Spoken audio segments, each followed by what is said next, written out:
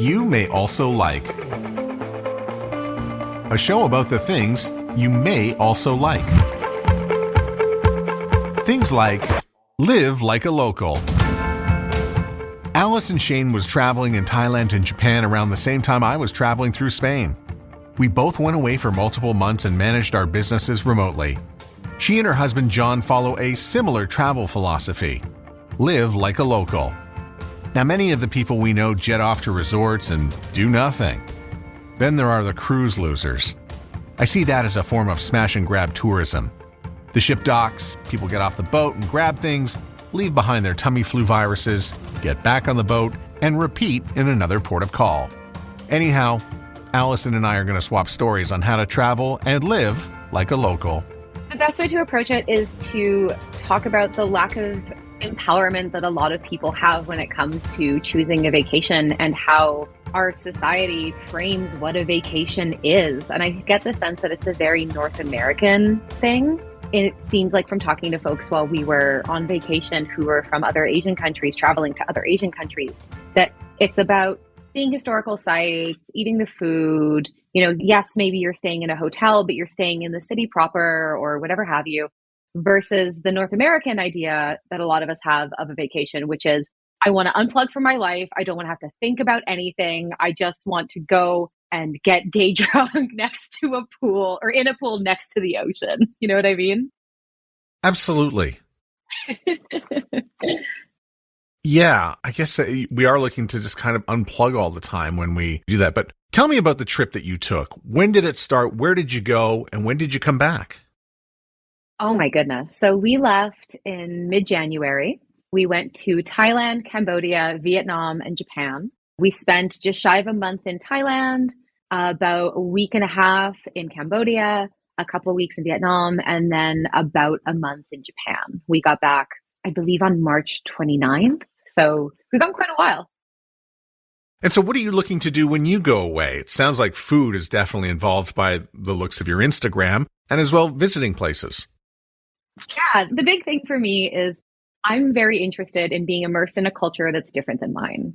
I live in Canada. I'm very familiar with what my culture is like.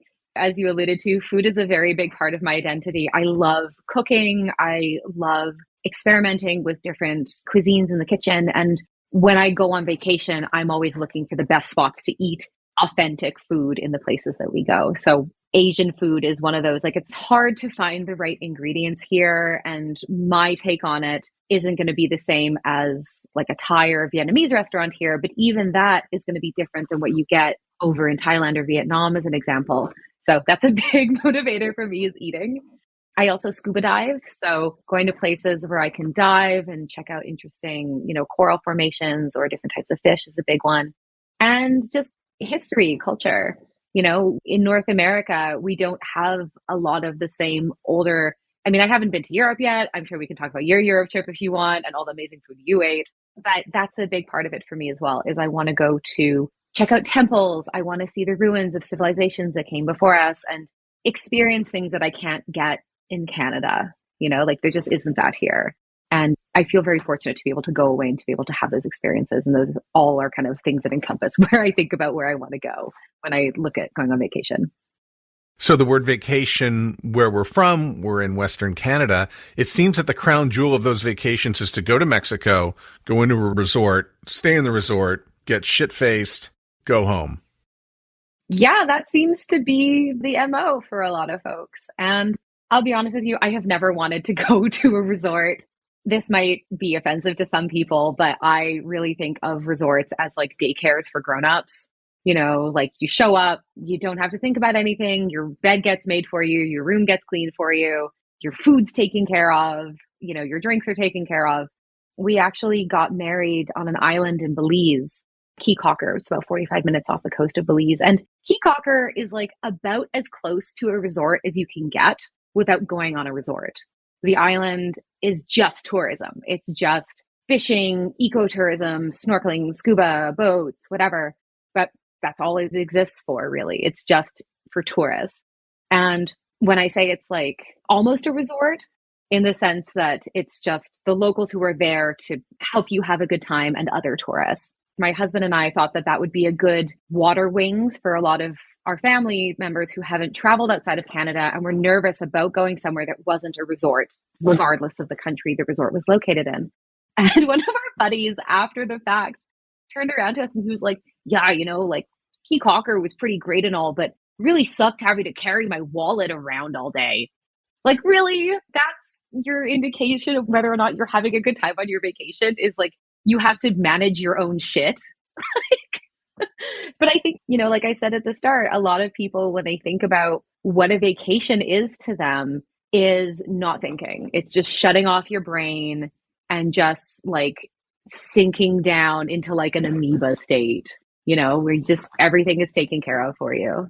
And maybe that vibes with some folks, but it has never been something that's interested me in any capacity at all from a personal perspective, not to mention the ecological and the social aspect of it, right? Like I'm sure we'll talk about that. Yeah, well, there's a huge trickle-down effect when you go to just sit at a resort. And sometimes I'll ask people and I say, tell me about the people you met. And they just talk about the staff that they met really at the resort. But that money that you spend at the vacation goes to a large corporation. It does not go to help out the place where you visited. Yep. And that's one of the things that really bothers me about resort culture in particular. I remember when we took our first trip, my boyfriend at the time, husband now, we went to Mexico, Belize, and Guatemala, and we just stayed at Airbnbs the entire time.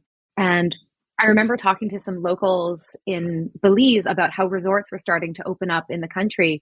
And their perspective on it was, it's great that, some outside money is coming in, but it's basically just a black hole of money that then gets taken out of Belize. As you said, these companies are generally not locally owned. They're usually international conglomerates, or in a lot of cases, they're in the States. And in some cases, they do provide a little bit of employment, but that's not meaningful employment in the community. You have to go, you have to live on the resort. The people who work there are separated from their friends and their family. And one of the things that I've heard from folks in those communities where resorts have started to pop up and provide opportunities for employment is that they showcase their culture in a way that doesn't feel respectful.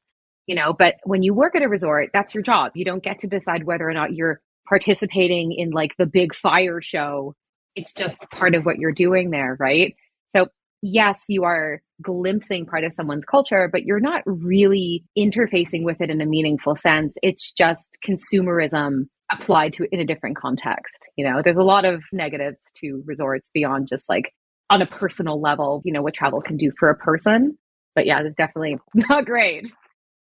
Yeah, and shout out to all the steel drums in all the Caribbean nations. And the only place you ever find the steel drums are at the resort. Yeah. And I mean, I can definitely say I saw some great cultural moments in Vietnam, especially. There was a crazy amount of busking, tons of that. Everywhere, but like Vietnam and Japan really stood out. There's a lot of busking, people singing on street corners, dancing, doing tricks and things like that. So if you want to see parts of people's culture, there are opportunities to do that don't involve staying in on a compound, basically, because that's what you're doing, right? Like you're in a compound separate from everything else. And, I've had people say to me, well, like, oh, you can book a tour through the resort. And yeah, you can. You're going to be paying top dollar for that. And you don't have the option. Like I know a bunch of people who live in Mexico and work with resorts in various capacities, whether that's photographers or tour guides and things like that. And the resorts make the choices. Same with a cruise. When you go on shore, if you want to take a tour, they've already decided who is going to do that for you, and it depends on your values, I suppose. But I, in a lot of cases, like to shop around. I like to look at different reviews and I like to get a sense of, I don't want to be on a bus with like 40 other white people. There are other options that are available to you than the like one can thing. And it's nice to have that option, at least for me personally. That's something that I look for when I'm traveling, that you're just not going to get staying on a compound where everything is already pre-decided for you, And that's one of the things too about resort culture that you don't think about. So on resorts, drinks are often included, but if you're going on a cruise, cruises often don't include it. Or if you're thinking about things like just thinking about cruises and that type of ecosystem as well, like you have to pay for Wi-Fi. You don't have the same amount of options with food. And so I'm a big Anthony Bourdain fan. That probably comes as no surprise. And he has a very good quote about how you think about food when you go on vacation. And one of the things that people often say to me when I say, like, I eat where the locals eat, like you just said, I look for places where there's nobody who looks like me. Like, I want to go somewhere where I feel kind of dumb because I look completely different from everybody there because I know that's where the good food is going to be and it's going to be really cheap. And it is across the board.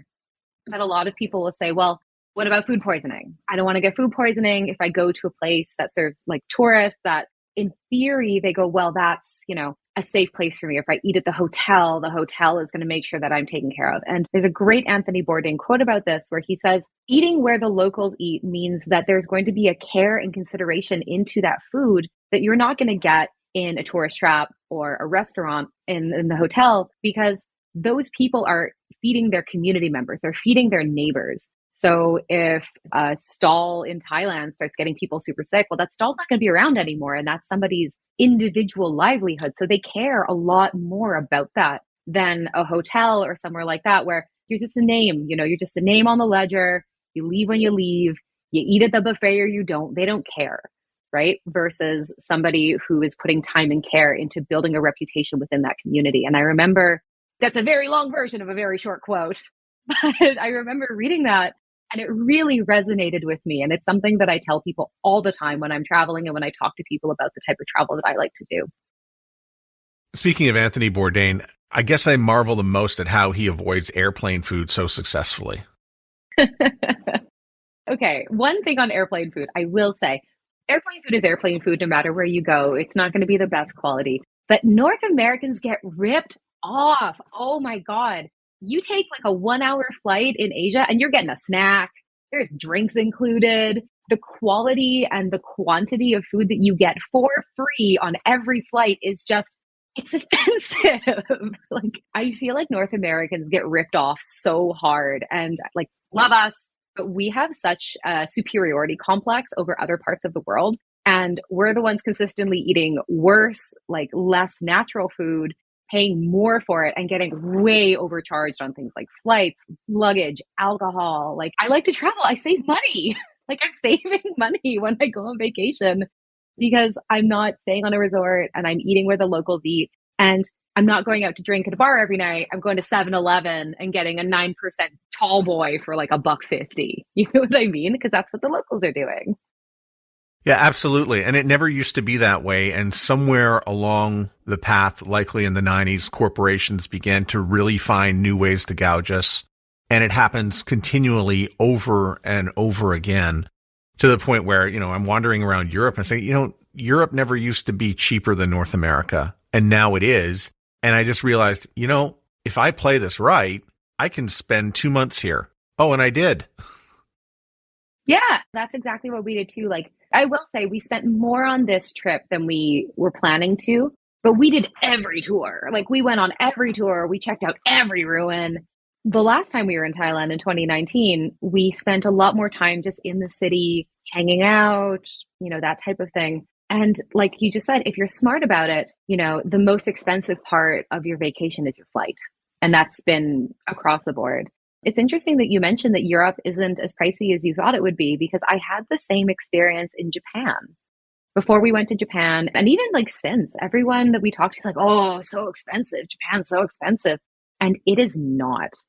I would say accommodations were probably a little bit pricier, but Japan is a first world country. You're staying at nicer spots. Even the Airbnbs were a little more expensive, but food is still super cheap. Alcohol is super cheap, and I think if you go in there expecting to pay tourist prices, you're going to sort of naturally gravitate to places that, and I mean, Japan's sort of an outlier in that there isn't a lot of touristy stuff. After being in 3 countries that are very friendly to tourists, it's not that Japan's not friendly. It's just that their economy doesn't seem to rely on tourism as much. And so there's less English signage. It's a very different vibe, but that doesn't necessarily mean that it was way cheaper than I thought it was going to be.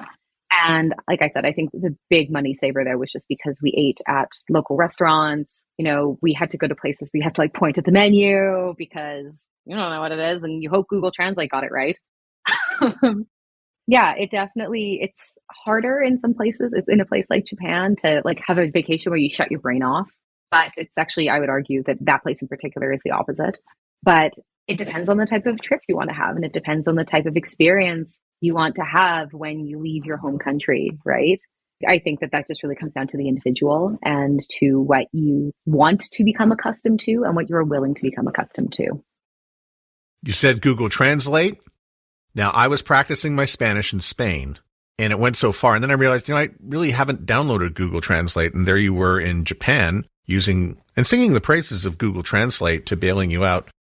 So for anybody who is worried about going to a country where they don't know the language, how helpful is it? It was super helpful. I don't know how we would have gotten around Japan specifically. Everywhere else was fine. Thailand, Cambodia. As a quick aside, Cambodians speak better English than so many English speakers that I know. Exceptional English. But in Japan in particular, Google Translate is a lifesaver. I will say that especially in larger cities like Tokyo and Osaka, there's a lot of English signage, especially in the subways and things like that. But it is a big boon to have because Japanese is very hard to read. I will say though, going with a couple of phrases, kind of like you said, you were practicing your Spanish, like sumimasen, which means excuse me, or like little things like that, like learning a couple of words goes a really long way. And I think that it's interesting I feel like I'm talking about Japan a lot, but I feel like there are some parallels around like people's fears about traveling to new countries and the politeness of Japanese culture. Before we went, a lot of the blogs I read online said things along the lines of Japanese people are rude to you. They don't want you there. They're not going to, be helpful to you. And I had the total opposite experience. I found that the Japanese were among the friendliest, like some of the friendliest people that we met. And they are very, very willing to help you learn their language and figure it out. But they don't want to embarrass you. They don't want to make you feel embarrassed because you don't know the language. And conversely, if they don't know English, they get very timid about it because they don't want to feel silly and they don't want to be embarrassed themselves. And my source from this is some friends of ours who've lived in Japan for 20 years and kind of spoke to us about what it's like there. But yeah, Google Translate is a lifesaver. There is literally, in my view, no excuse to not go somewhere anymore because even if it's not perfect, I definitely didn't order the bukkake noodles for lunch. It's I don't think that's the same, but it really does make a difference. And what we would do is we would take a picture of Google Translate on it, or we would write something out in English and then show them, and it would show them the Japanese or read it back to them. And even if it's not getting the syntax perfectly right, it's a good way to kind of cross those linguistic barriers and be able to have discussions with people and to communicate. So yeah, definitely a big boon for sure. Don't know what we would have done in Japan without it.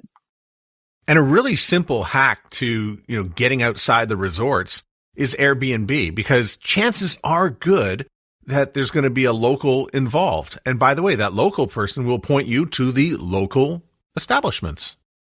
I would say actually, so Airbnb has really beefed up in the last couple of years. I mean, I haven't taken a trip since the pandemic started. That was my first time leaving Canada since 2020, January 2020. So Airbnb has its listings, of course, but it also has Airbnb experiences. So I would say some of the Airbnbs we stayed at, the people running them are a little more hands-on. Some are a little more turnkey, it really depends.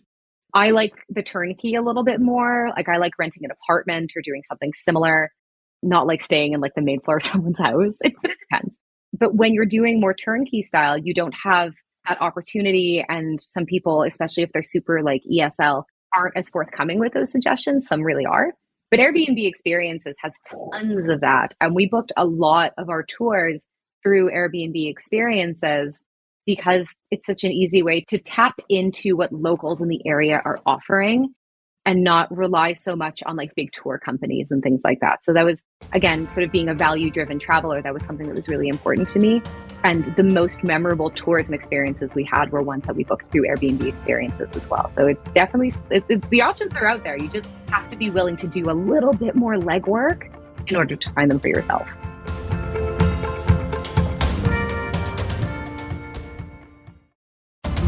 You may also like Support's Podcasting 2.0, so feel free to send us a boost if you are listening on a newer podcast app.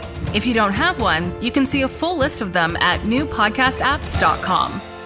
So why are we so hooked on cruises, and how do we get off the boat? Okay. I get the sense that the cruise, it feels like a step up for people from a resort. A resort, you're in a static place, you're on a compound. And I mean, a cruise is just a compound in the sea. But I think because it goes from place to place, it gives you the illusion of experiential travel in a way that a resort doesn't. A resort is, like you said, you go to the resort, you stay on the resort, you get wasted on the resort, you go home, right? Hopefully you're not too hungover on the trip home. But a cruise goes from place to place, and they're typically a little bit longer than the average person's going to stay on a resort. Like most people, at least in my experience, most of the people that I know who go to a resort go for like a week. Most people aren't doing 2 weeks on a resort because, let's face it, it's boring. It's boring to just get day drink. I mean, listen, I love a good day drink, but very few people I know want to do that for 2 weeks solid and pay $100 or $200 per person to leave the resort for like 6 hours, right? A cruise, on the other hand, even though, like I said, it is a compound, you stop at a couple of places. And I have very mixed feelings about, oh, you have 8 hours in Rome, have fun. Like, you're not really going to get an authentic experience of a place when you're on a timer. You have to spend, at least a day or two there, like at least like a whole day somewhere to at least get a sense of it. But like I said, I think that it's because you get a couple of different stops and it's the illusion of deeper travel while still getting funneled back onto your safe, like white people boat, the white people boat. I don't know. I mean, I'm sure that like folks of other, like skin colors take cruises for sure. But when I look at pictures of cruises, like I looked at some data on cruises just to be prepared for this discussion. And it's, I don't know, anecdotally, it seems like it's a lot of North Americans who just want, like I said, the illusion of going somewhere fancy and not having to think about it. Kind of like a cruise is like a Kon-Tiki tour, but not for teenagers and on a boat. It feels like, And not to be lost in that is that you get on a cruise, you might be going around the Mediterranean and visiting Portugal and Spain and France, but those are American chefs who are cooking American food for the people on the boat. That doesn't sound very good. Those are like 3 of the best countries to have a meal in. And you're getting like the watered down version of it. And like I can say from experience, like when we were in Thailand, there was a seafood place. We were on an island called Koh Phangan. And my husband was like, oh, it's got a crab on the outside. Like, let's go check it out. And every time we walked by, I was like, it's only tourists, dude. Like, it's just tourists in that restaurant. And he really wanted to try it. He's like, how bad could it be? And it was the worst food we had in Thailand, was that restaurant. The fish was dry. Part of it was undercooked. The portions were way like they were like American sized portions, which is unusual for Asia, at least in my experience. And it was just bad because there's no love going into that food. Like we kind of talked about earlier, that Anthony Bourdain quote and kind of what you're alluding to with like, the chefs are there to cook for those tourists. They're not engaged in doing an amazing job. They know that the people eating there are a dime a dozen and they're just there to just pump out food as fast as possible and hopefully not get anybody sick. Not a great value prop. I've gotten this far in the conversation and I'm really beginning to think that the idea and the premise of live like a local, travel outside of the resort, I think it does have a lot to do with food. And I wonder if we're just sort of divided into 2 groups where the people who don't, like food will just stay on the resort and they're good with that. Because what I see from you on your Instagram is that you go to Thailand, but you cook Thai at home. And I look at that and I go, I don't think I can get that in any restaurant where I live. And I myself bring home Spanish recipes all the time, and I'm cooking Spanish stews, and I'll make samarejo or gazpacho or Spanish tortilla gets made, which is a Spanish omelet. But all that happens all the time. So, you bring that home with you. And I think the connection to food and travel is quite deep. I think that that's a really good assessment. And I really think this comes down to just a lack of exposure to other cultures. And North America in particular is very isolated. Like Winnipeg has more restaurants per capita. Like Winnipeg, where we are, has more restaurants per capita than anywhere else. It's for sure Canada. And I can count on my hands the amount of people that I know outside of my immediate friend group who would ever order from a Cambodian restaurant, right? Like people just we're not taught to be adventurous because we're not naturally exposed to as much type of food. And let's face it, the food that we eat in North America, like is good. Like I love a burger, but it's a lot of saturated fat. It's a lot of carbs. It's a lot of salt. It's a lot of addictive, basic flavors and combinations. Like, I'm sorry, like putting some Applewood smoked cheddar on a burger, in my view, doesn't make it all that fancy. It just means you put a different cheese on it. It's still a burger at the end of the day. And the unfamiliarity with, and kind of like what I was saying in Japan, like people don't want to seem silly, whether that's, the Japanese sentiment or somebody who wants to take a vacation and have a break or go somewhere different, doesn't want to go there and feel embarrassed or stressed or not know how to do something. And food is a big part of that. It can be really intimidating to go somewhere and not know what's on the menu, or to go somewhere and like I go to a stall in Thailand and I point at the thing and I just get what I get, right? Like I am not a huge fan of chicken feet, as an example. I don't love chicken feet. I've had them several different ways. And I had like 4 or 5 times in Thailand, a soup just came with chicken feet in it. The picture didn't have chicken feet, but they're there. And if you're not willing to, or if you aren't used to having to push that boundary of your comfort zone, something like that can feel really overwhelming. And I know for a fact, people would look at my Instagram stories and go, oh God, I could never eat that. Or, oh, you ate like lung or liver or tripe. And like, that's what people eat over there, and we're just not exposed to it. A good example of that actually is we have a couple that we know who had kind of invited themselves along on our trip with us. And it didn't wind up working out. It's probably for the best. We travel very differently. We had them over and I said, okay, I'm going to share with you my travel Trello board, because if you're doing multi-countries, you have to be organized, you've got to plan in advance, whatever have you. And our friend's wife was like, I want to show you the number one place I want to go in Vietnam. And she punches it into YouTube, and she didn't have the country right. It was in the Philippines, which is not the same. But the place that she was most excited to go in Asia was a 14-story buffet. It was the world's largest buffet.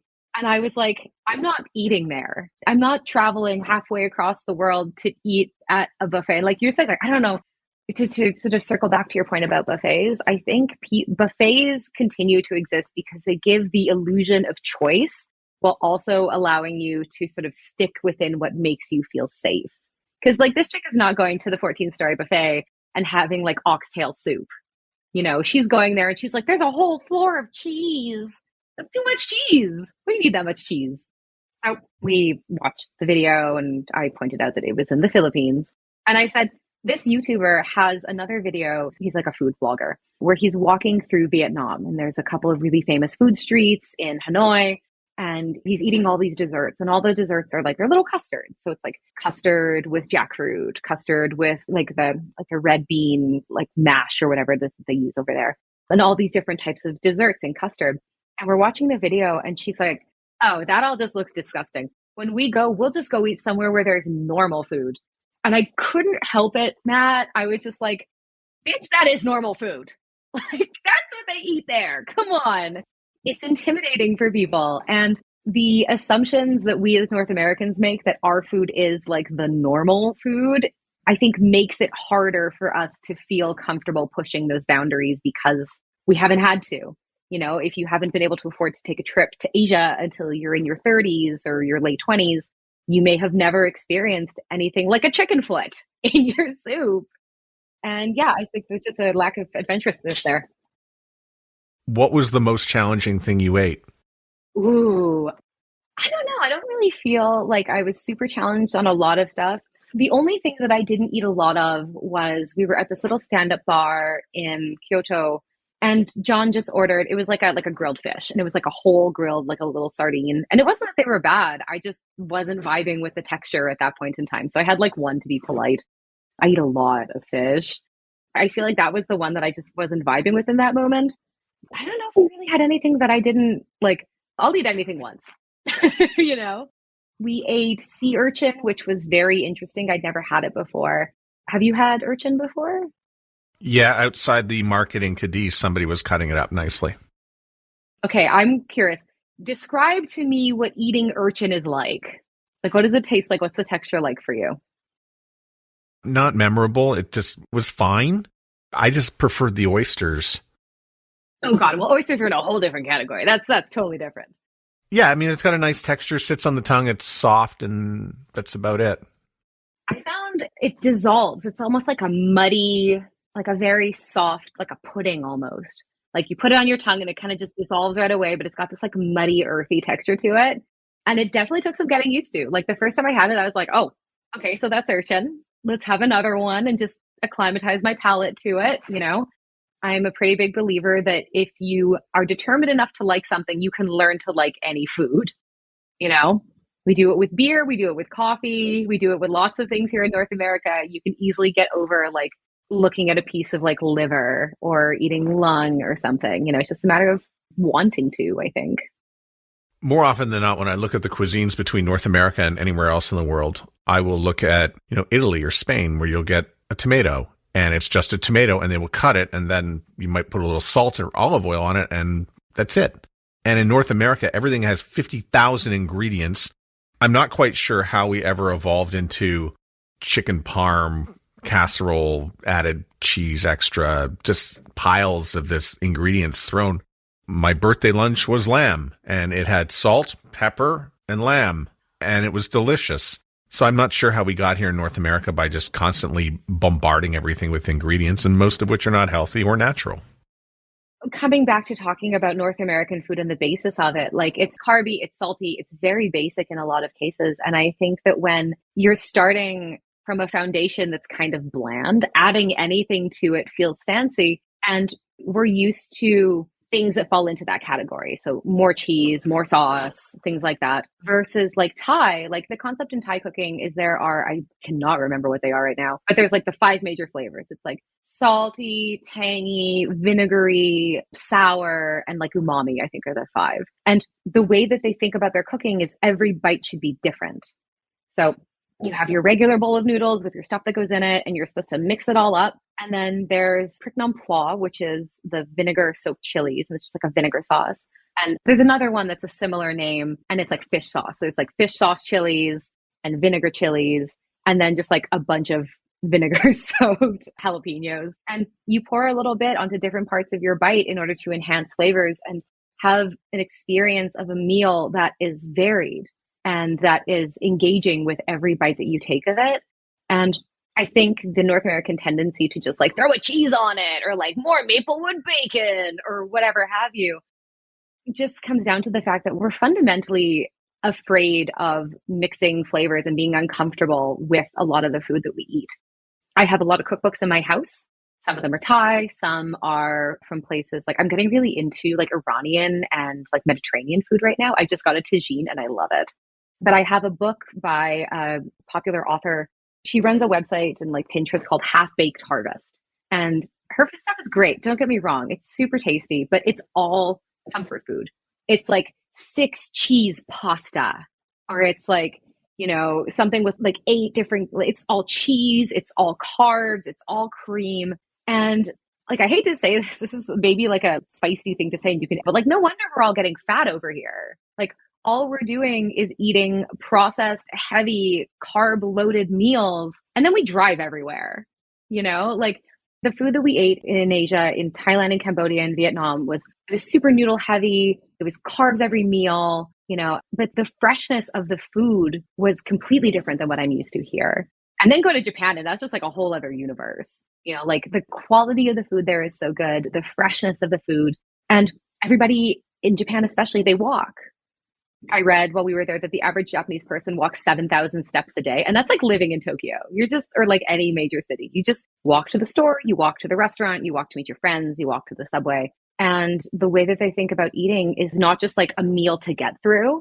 It's these like long, drawn out, I'm sure you probably saw some of that in Europe. There was someone on Instagram I saw went to Italy last year, and she was saying as a solo traveler, she really struggled with that because in Italy, I'm just going from her experience, she said, you go and you sit and it's like an hour, hour and a half. You're not there to blow through something or just like, consume it as fast as you can. You're supposed to enjoy it. You're supposed to take your time with it. And I get the sense that that's something that comes through in other cultures that is just kind of missing from a lot of what we have here. And there are exceptions, of course, but I feel like a lot of North American culture is just how many addictive elements can you throw onto this basic item in order to make it seem palatable? Shove it in your mouth and go watch TV or scroll on TikTok. You know what I mean? The two things that I didn't see on my trip were overweight people. You just don't notice them. The only overweight people are other tourists from North America. That's it. Yeah. It was, the locals, it was extremely rare. And like I said, that's a very, I am always hesitant to say that out loud, but a fact is a fact. And, we can talk about diet and culture and body acceptance. I don't think any of that stuff is bad or taboo, but I do think it's useful to look at how other cultures approach things like day-to-day lifestyle in terms of walking, building for accessibility and walking and healthy lifestyles, and the type of food that they eat. The same article that I was reading about Japanese folks walking 7,000 steps a day. There is a city in Japan, I forget what it's called now. It's not one of the major ones, but they were leading in the country for stroke. And people there were dying at a pretty rapid rate. They had the highest stroke in the country, rates of stroke in the country. And the mayor of the city was like, what can we do to help people be healthier? So they installed 100 walking paths in the city, did a big promotion to get people out walking, go out with your friends, walk with your family, walk your dog, whatever. And this city now boasts the highest longevity, the longest lifespans in Japan. They completely turned it around by just focusing on walking and making their city more walkable and encouraging people to get just, it's low impact exercise. We don't have a culture of that here. Our North American eating culture has actually devolved into where the corporations have defined it. So you go to a restaurant, the first thing they do is they'll put a napkin on the table and give you the menu, and they'll ask for a drink. Now that part is not different. In fact, in Spain, you have to be ready with your drink or they will scowl at you because dime, cerveza, vino, whatever it is that you got to get moving. Where it breaks down is once the food arrives in North America, there's always somebody who will ask you how the first few bites taste, which is part of the process. It's sort of the beginning to move you along. And really the process, they want to flip the table at a lot of restaurants and they want you out. And in Spain and a lot of parts of Europe, you sit there and nobody will ask you to leave. You can sit there for 4 or 5 hours and carry on and go right through dinner if you want. And in fact, if you ask for the check, they're pretty slow about bringing it because they assume you're also living quite slowly. Mm-hmm. I will say streetcar culture, of course, is very different. You're eating on the street and you're kind of just going on and doing your thing. But I had very similar experiences in the sit-down restaurants that we went to when we were traveling. I really noticed that a lot in Japan, especially. And I think just because their culture is so different, Thailand is very tourist focused. So if you go somewhere and you aren't looking for places that are more local focused, you're going to have that experience. Someone will come around, someone will ask you, that type of thing. There's that, the turnover. They're looking for that turnover versus the leisurely experience of enjoying a meal that is more common in other places for sure. And yeah, definitely. That's a good point. I don't know that I got asked that maybe more than once over the course. And I think it was actually at that touristy place on Koh Phangan. Yeah, and that's kind of it. That's so funny. I hadn't thought about that. Where's your next trip going to be? Probably back to Japan. I don't know. We're considering a few options. I would love to go back to Asia. The food there is so good. So probably we're thinking maybe South Korea and then spending a more staycation-y type in Japan. We jumped around a lot. I would love to spend more than a week in each place. So maybe spend 2 weeks in Tokyo, go up to I really loved Osaka. The reason that I say it that way, when we were in Tokyo, we were drinking in an area called Golden Gai, which is this very old part of the town, part of the city. And the bartender was from Osaka. And he asked where we were from. And I said, we've been to blah, blah, blah, Osaka. And he was like, Osaka. And I'm not sure if you've seen Brooklyn Nine-Nine, but there's a scene in Brooklyn Nine-Nine where one of the characters' sons, the name is Nikolaj. And they go back and forth. It's like, Nikolaj. He's like, Nikolaj. He's like, Nikolaj. And that was me doing this, but 2 shots of tequila over the course of an afternoon. So the pronunciation for Osaka is burned into my brain at this point. But kind of bringing this back full circle, those are the types of memorable experiences you are never, ever, ever going to get on a resort or on a cruise because you're not going to talk to human beings who aren't paid to be nice to you. That bartender didn't have to talk to us, but he did. And we had this wonderful, memorable experience as a result of it. that you're just not going to get if you go for like a pre-packaged, or a compound type. I don't even know if I call it like a trip. It's just like an away time. You know what I mean? Alyson, thanks so much for doing this. I appreciate it. You're welcome. Happy to be here. My thanks to Alyson for joining me on the show. Alyson runs Starling Social, a company based in Winnipeg, Manitoba that can help your company grow your social reach. If you'd like to partner with her, I've left links in the show notes. This episode was produced by Evan Serminski and edited by Mithun Varma and built for your ears by everybody at the Sound Off Media Company.